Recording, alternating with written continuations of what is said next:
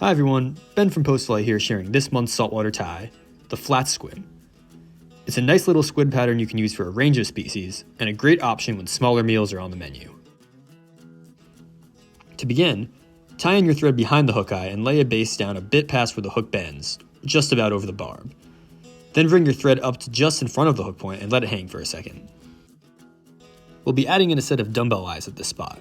Start by laying them down where you stopped your thread and making a few turns to hold it there, then wrap in the opposite direction to straighten it out. At this point, I make two different moves to really lock in the eyes. The first involves wrapping over both sides of the eyes and going under the shank in between. This will hold the material down from above. Here's a top-down view of this motion. Again, we're going over the eyes and under the hook shank. Do this a bunch of times until a small thread dam builds up on your wraps. Then for part 2, go under the eyes and over the shank. This will complement the wraps you just made, pulling them tighter into the eyes and locking them in from below as well. Here's a top-down view of this motion too.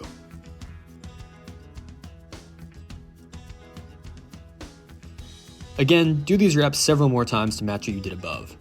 At this point the eye should be pretty set in place, but when I'm done I like to add a quick drop of head cement to the wraps as an extra layer of protection. We're going to add some craft fur just behind our dumbbell eyes. Gather a sparse clump from the section in your kit and snip it off at its base. Then pick out some of the shorter strands from the cut section. Measure this section so that it extends about 3 hook shanks past the hook bend from behind your dumbbell eyes, and tie in. Don't worry too much about any tag ends at the moment, this will all be covered in a couple of later steps. Next, go to your rubber legs and pull off 2 strands.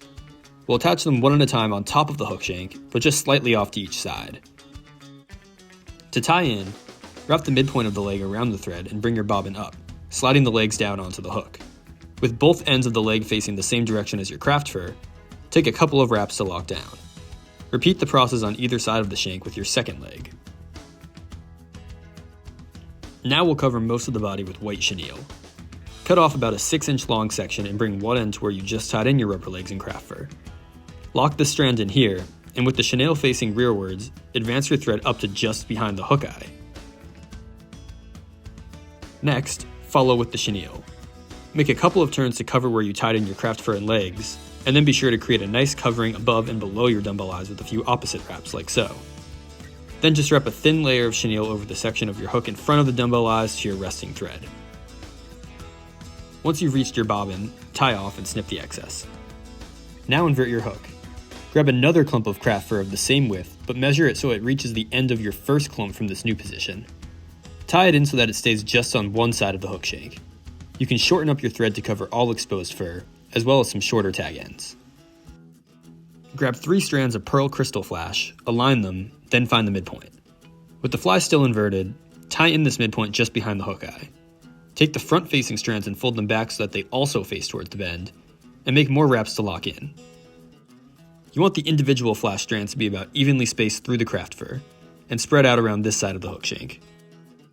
We'll add 2 more rubber leg strands to this section as well.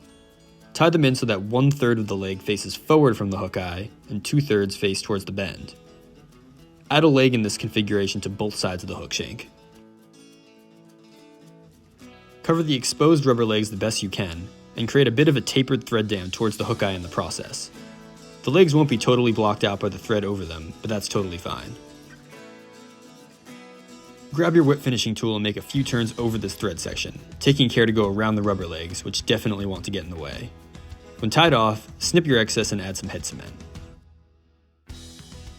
The last step here is to cut the rear-facing flash and rubber legs so that they only reach the tips of the craft fur like so.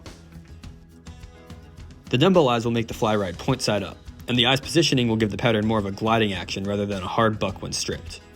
The craft fur pulses nicely in the water, and the rubber legs and flash add even more life. Try fishing the flat SQUIMP with a few different retrieves, like a slow suspending crawl or hard strips.